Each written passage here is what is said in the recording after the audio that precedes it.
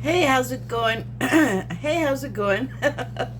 um, I have some cards to read for you, and I'm late today because I was tired and I fell asleep. I'm human, excuse me. So please look at some signs. Oh boy, if I can hold up the camera correctly. There. Okay. On to the entertainment. I'm just kidding. And I forgot a drink. Hold on. Oh wait, does this have a minute? It's very little. That'll do. Okay, so pardon. Pulled two cards today, just two. And the first one I pulled is from, hold on while I fumble here for a second, from the Shaman's Dream Oracle deck.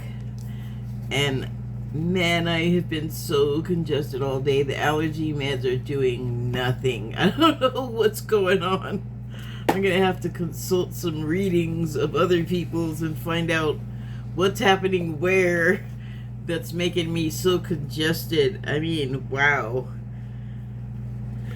I have earbuds in right now, but and I'm listening to some kind of binaural music, which is great, but every time the low end hits, my sinuses feel like they're gonna bug my eyes out. Yay!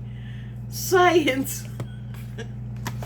Okay, and then I also pulled a card from this lovely deck. Oh, I guess here. I don't want to tax a viewer making them try to read upside down and backwards. And, yeah, okay. I did pull one. I have the deck in my hand as if I'm going to shuffle it and pull out another card. Oh, maybe I'm supposed to do that. The reason why there's confusion right now with me and the deck in my hand and shuffling to pull a card from it is because I already did pull one. It is the black egg, and I will talk about it more when I get to it, but I'm gonna go ahead and pull another card. Let me shuffle here, and I'm just gonna go away, not because I'm worried about it bothering you or the sound or anything, but it's like I'm so fumbly because only one hand really works. It takes a long time is what I'm getting at, so I'm just gonna pause you. Hold on 1 second. I'm just laughing because the card that jumped out is Peacock. So yeah, I'll get to that. Let me just put this deck back in its box, and then we can talk, or you can listen. I'll do the jabbering here if you don't mind. Okay. You know, I always say I don't pull these cards for myself. I do pull cards for myself sometimes, but I feel like I can't get an unbiased read out of it. And I'm specifically not pulling cards for my own stuff right now. Like, it's not a personal pull. It's not a self-personal pull.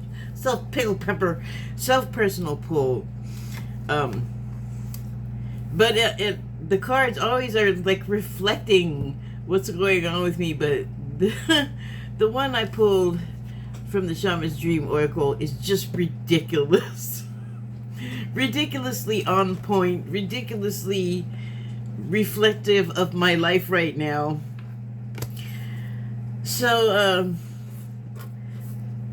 I'm not meaning to be cryptic, but in this time of change and flux, things are happening in the background regarding what I'm doing here. And are going to be looking up, so it's not a finished thing, so I don't feel like I should be revealing any more than that, but this card is all about it. It just part of it, not like the whole card, not even what I'm going to say about it. That's just how it's personally reflecting, and it just cracks me up. And also the other card, when I pulled it out that I was laughing, Same. Okay, so spirit of the river, movement toward adventure. So I think it's interesting that this is a river. Although I suppose the reason why I say it's interesting, and I'm using it not in the intended definition, I'm using it colloquially. So it's like, that's interesting that this looks like a wave happening here, like an ocean wave out of this water, like out of the the underlying water, because you know the waves are on top. But it says river, so it's not gonna be that kind of wave. But they do have rapids. Rivers do that. Wave action is created. I think it occurs differently because of where it's occurring, but like it doesn't ebb and flow the same way an ocean does, but it does have ebb and flow. And see, my mind, when I see this and a wave and it's not the ocean, I think of a lake, but it's not lake. It says river. Right there? Yeah, right there it says river. So I don't know why my mind is conflating those two things, but maybe that'll come out as I talk. And also,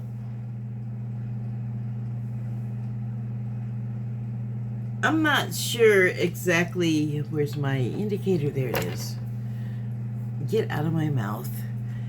I'm not sure exactly what this is. It could be like a bipedal humanoid type shape, but it also appears to have wings right there. Well, not the number, but right there, and then on the other side where the number is sort of covering it is another wing-like looking area.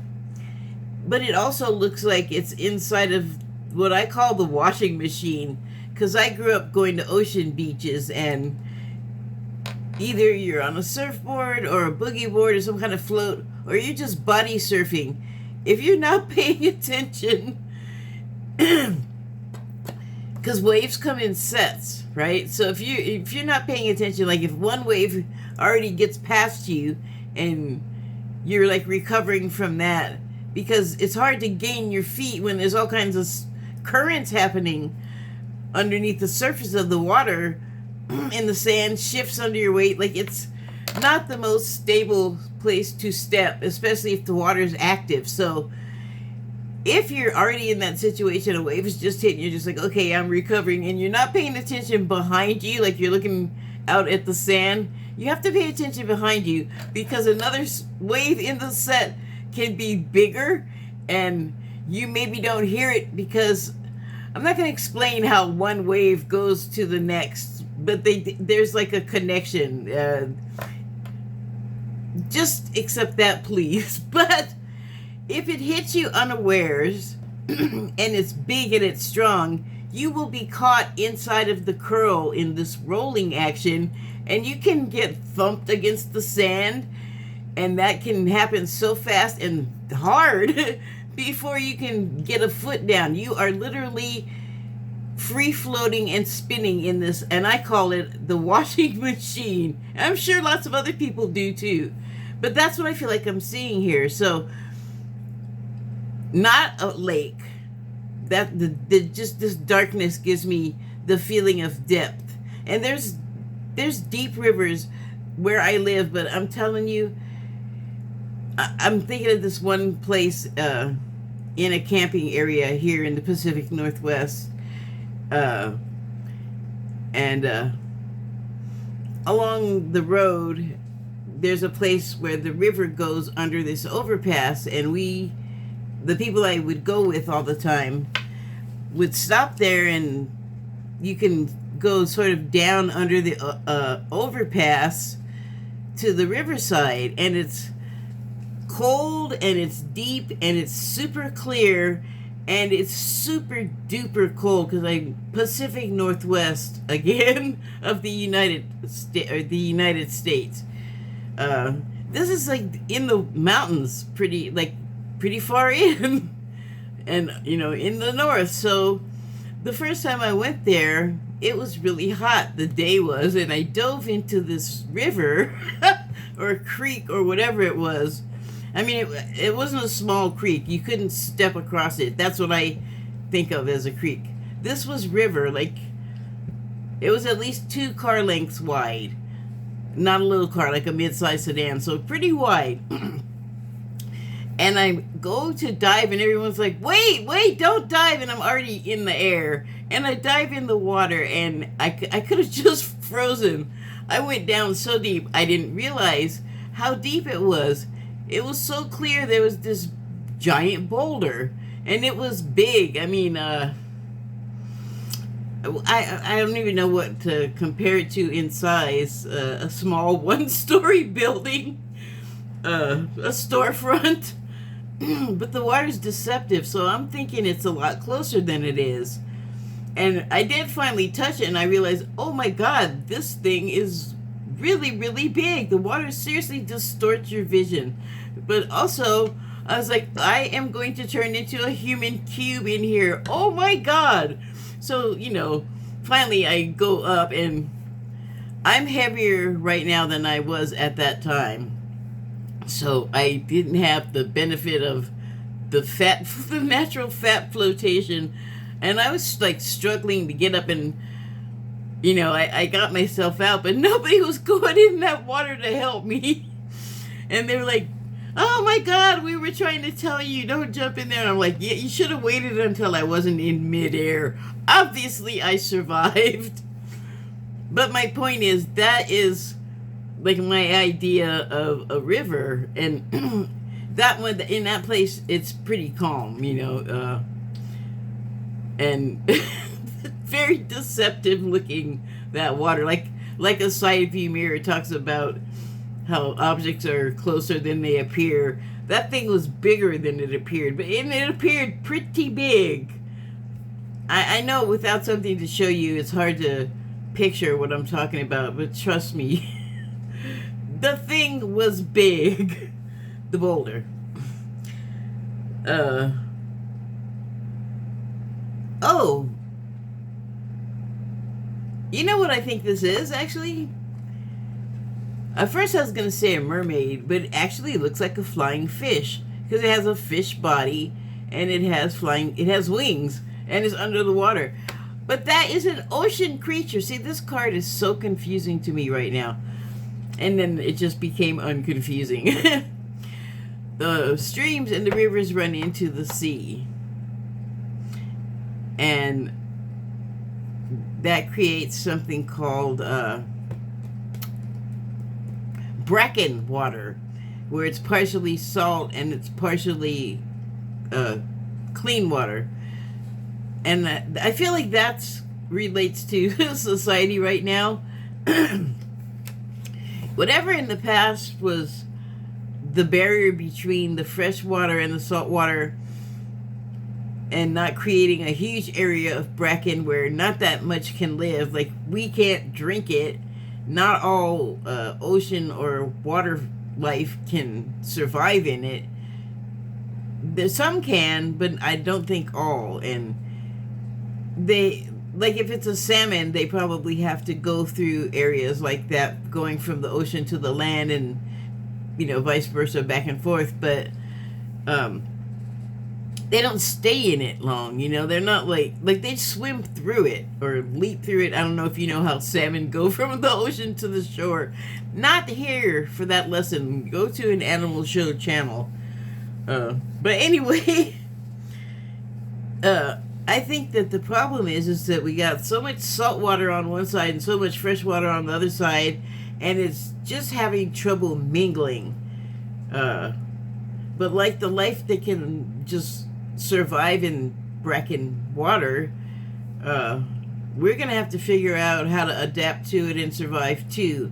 And that includes figuring out how to not constantly be at each other's throats and so suspicious of each other, because those are natural human emotions, but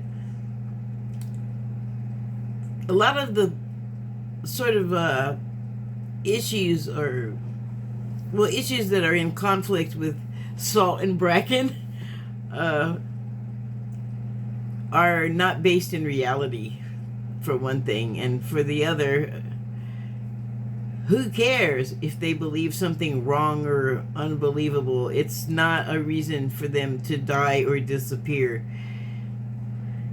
We have to be in the bracken and figure it out for a while, but it can be done. Like the salmon make it through, you know? Well, the salmon are pretty flexible, I would say. They're able to live in salt water and fresh water and traverse the land between the two. That's pretty amazing. Like, I think we could learn from the salmon in that respect. So, anyway, I'm going to read from the book and see what that has to offer. Sorry, I got a lot of light variation here. I have to find one where I can see and not be blinded. Here we go. Okay, movement toward adventure, addiction to problems, allowing and trusting the current. The spirit of the river invites you to step into the flow, to stop swimming against or avoiding the current. Swimming against the current is something that salmon actually do. They swim uphill. They literally swim against the flow. Fascinating creatures. Sound familiar? Swimming against the flow. There's a lot of that a lot of people are doing, and I'm not excluding myself. I'm just saying it's like the latest thing. Everybody's doing it. Sorry, getting a little carried away by the current. Oh, sorry, hold on. I gotta learn how to laugh without collapsing so I don't keep almost braining myself on this countertop. I'm sorry, let me get back to it. Allow the waters to carry you downstream, away from the eddies and whirlpools. I would say that a whirlpool is the aquatic equivalent of a rabbit hole. Just keep that in mind. It's time to heed the call of a new adventure waiting for you.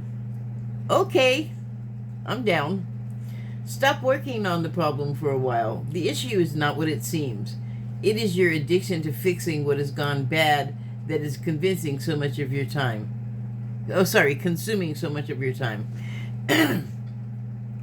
Well, that's an interesting sentiment right there. We do have an addiction to problems. I think that in our politics, I'm not even going to pick a side on this one because I think it's kind of universal.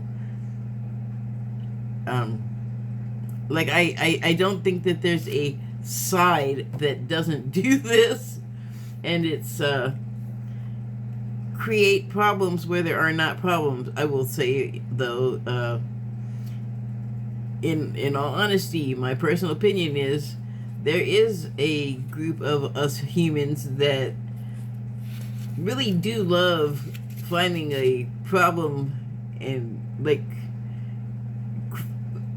crying for a solution to a problem that doesn't exist. Yeah.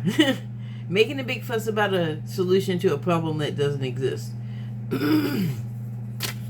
So, moving on. Oh, you came back. Puffer came back. Stop working on the problem for a while. I already read that. Work to create a greater good. The bad will resolve itself on its own. There's nothing you can accomplish with more efforting. Yeah, you know, I watch my channels of information on the YouTube, and recently I commented on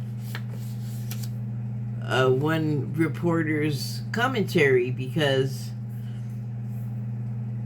this person is part of a whole swath of people that spend their time making content that is basically arguing with the political adversaries. So I spend more time looking at what the left is talking about than I do the right. And as with everything, you got to take it with a grain of salt or a boulder of salt, but you have to, I feel like, or I'm not going to say anyone else has to. For me, it is, I need to look at all of the spectrum of information before making decisions, including sources that are not political mouthpieces, because you can find out all kinds of information without having to sit there and watch a televised soundbite speech. So, it just gives you a better perspective on how to deal with, like, everyone and everything, or me. When I say you, I mean me. Let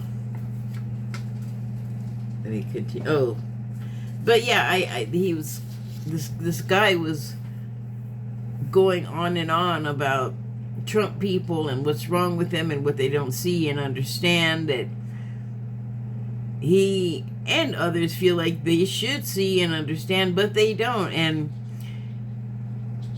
I keep saying, basically to myself, though, I should probably say it like out in public more.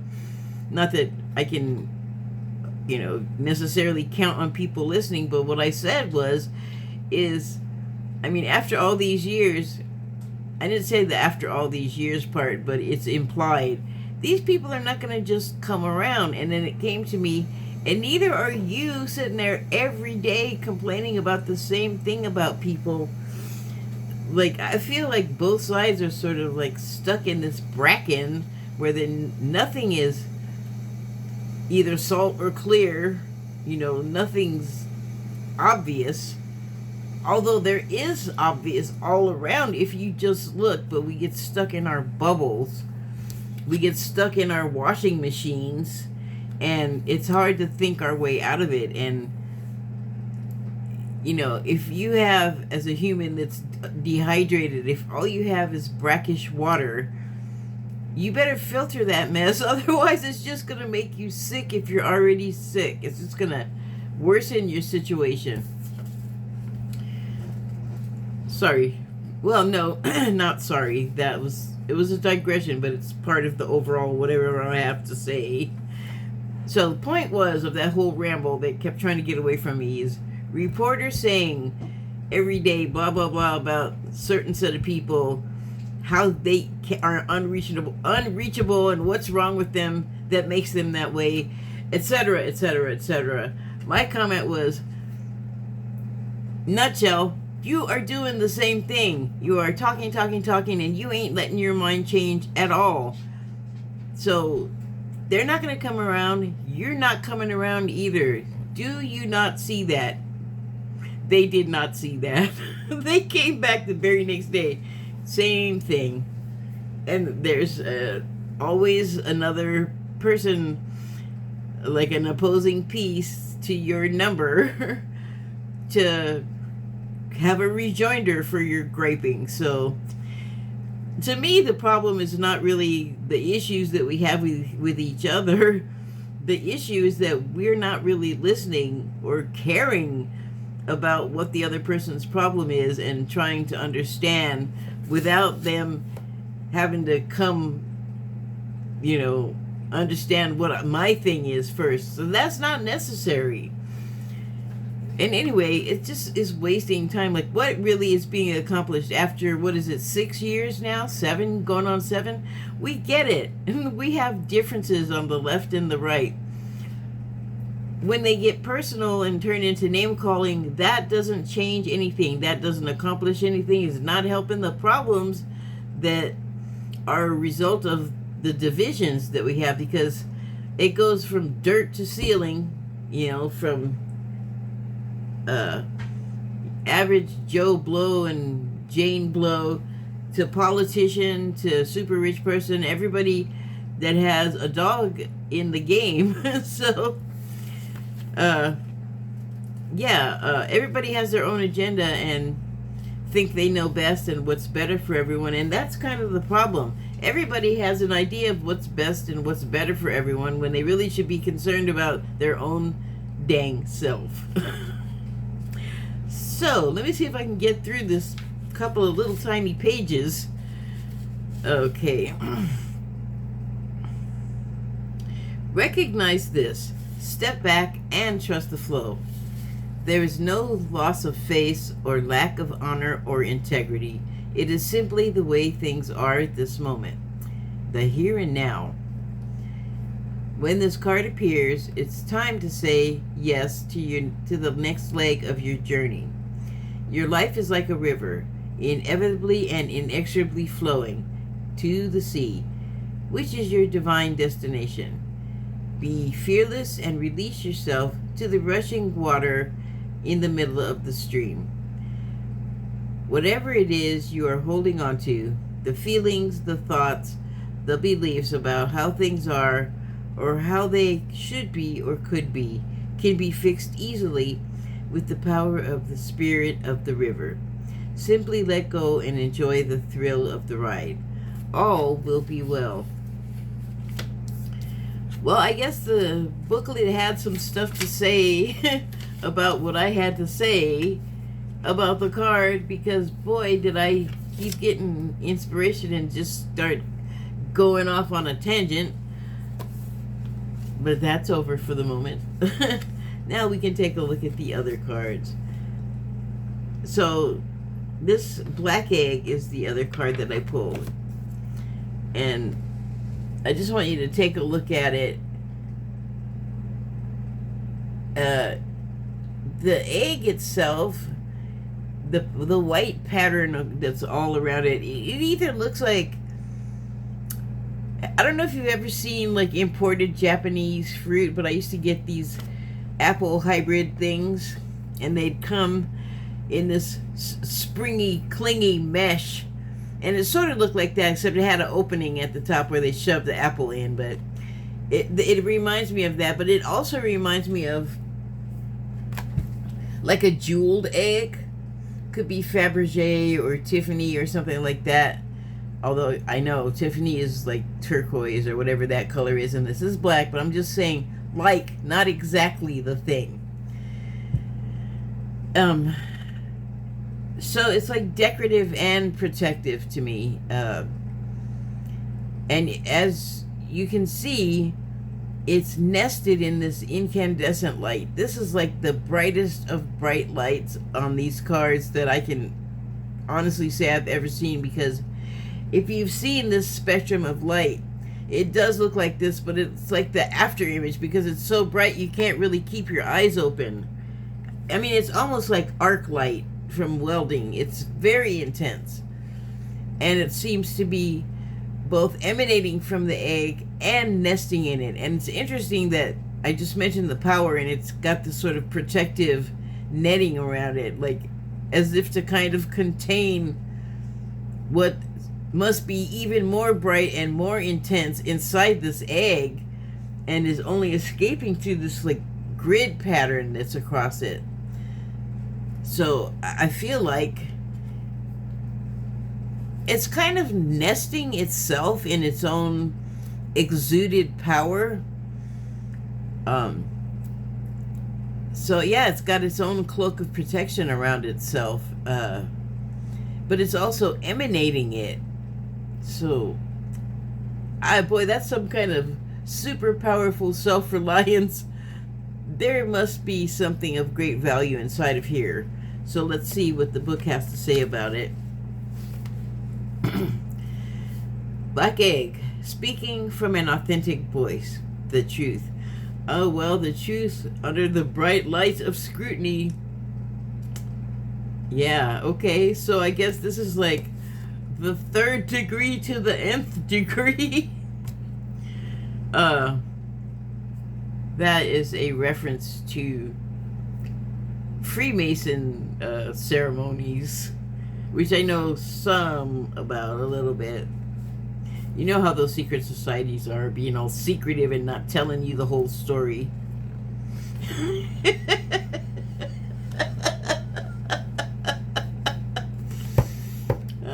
I slay me. Okay. The black egg contains one of life's essential treasures, the truth.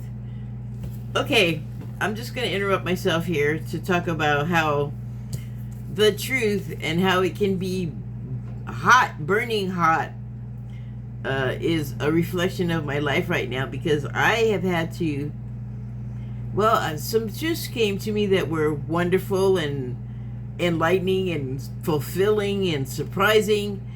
But then there's like an after image where stuff that was hidden by the brightness, like stuff can be hidden in the dark, certainly, but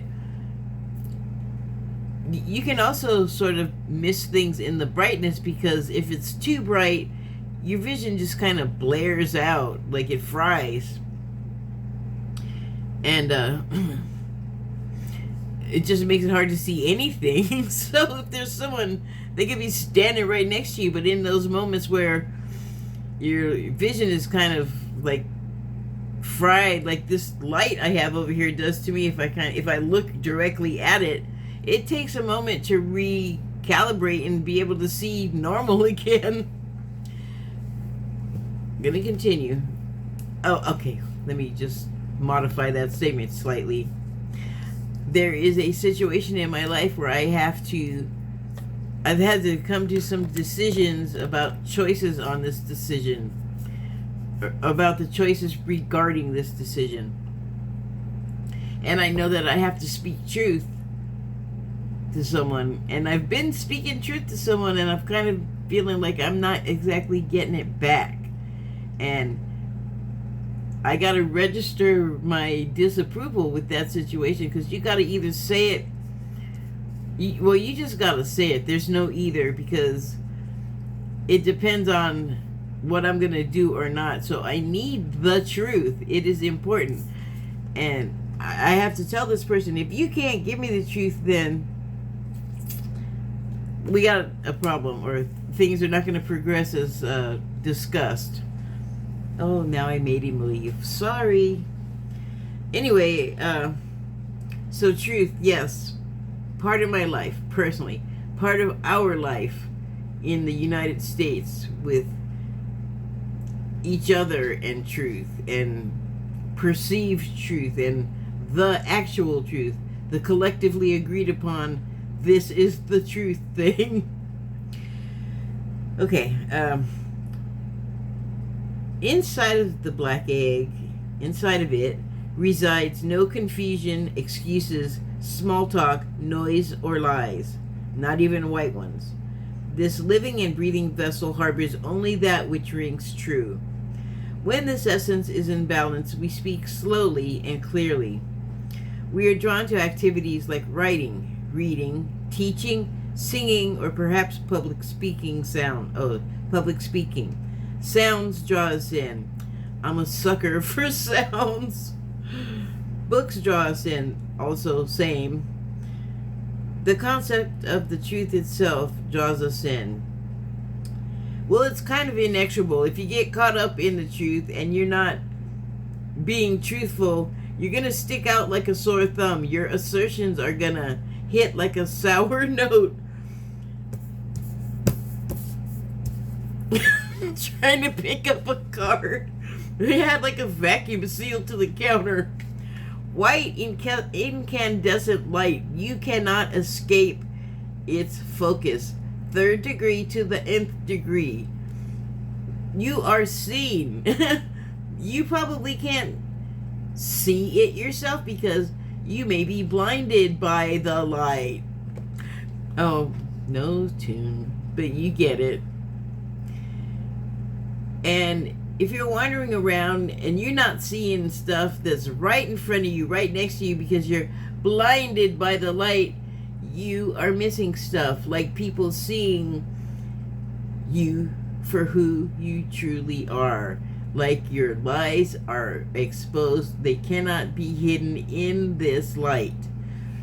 And that's something that we all everywhere could take into consideration when dealing with each other. Truth good, lies bad.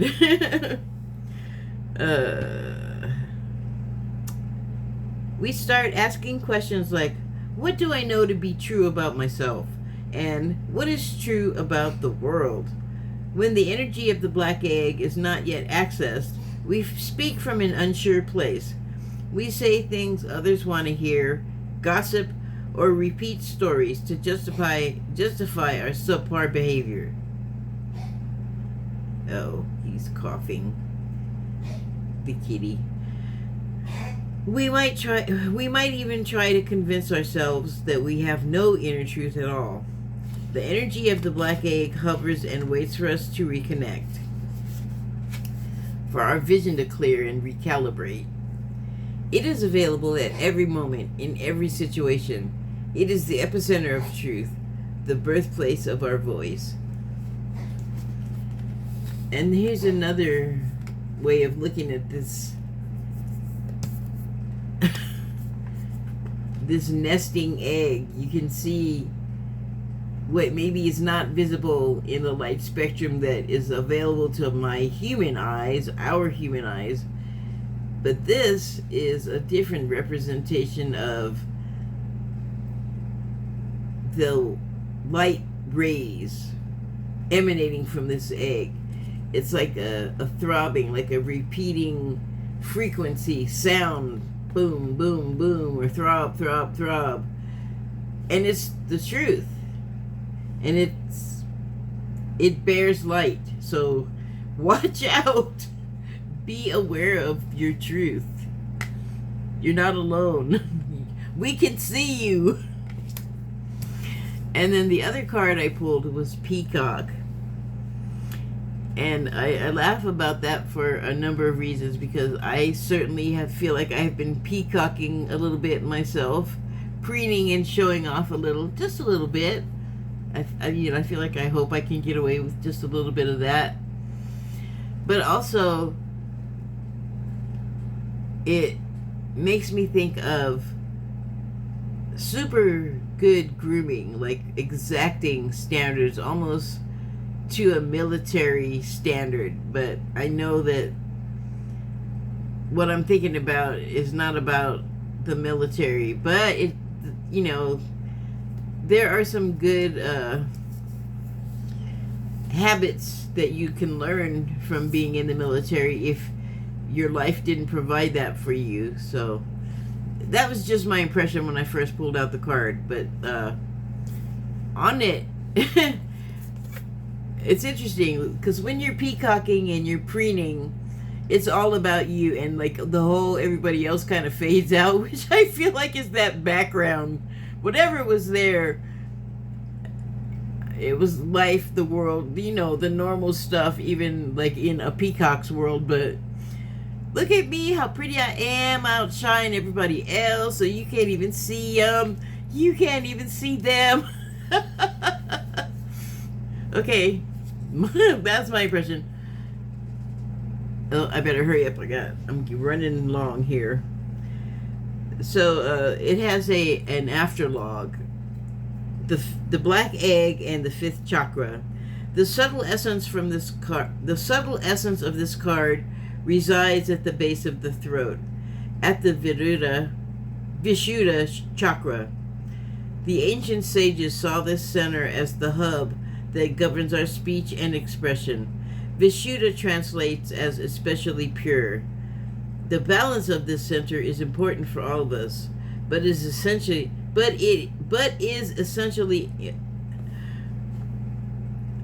okay, I guess I gotta start doing vocal exercises before I do this.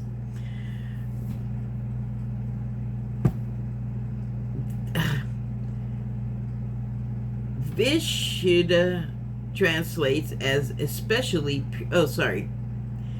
Let me just nope. I'll just continue. The balance of this center is important for all of us, but it is especially essential for writers, editors, musicians, and teachers. Well, that's interesting that I chose showing out to focus on before I read the card or the book. In my life, I am right now, as are many others in, I would think, similar ways, presented with a couple of opportunities. And one is I've never even thought of this as a career, what I'm doing right now, until recently. But I was offered an opportunity to enhance that. So that gave me a feeling of preening and peacocking, that my work was noticed and is going to be picked up and enhanced by new colleagues. So that's exciting for me. But it will be a test to stay out of my ego, because I think that the purity of the message will, of course, be altered or tainted by, ego and losing sight of what the message is here, or what the mission is, because it's not about me. I'm just delivering. I'm just the messenger. And my cat is saying that I should probably stop now because he needs my attention, so I will. Thank you and good night.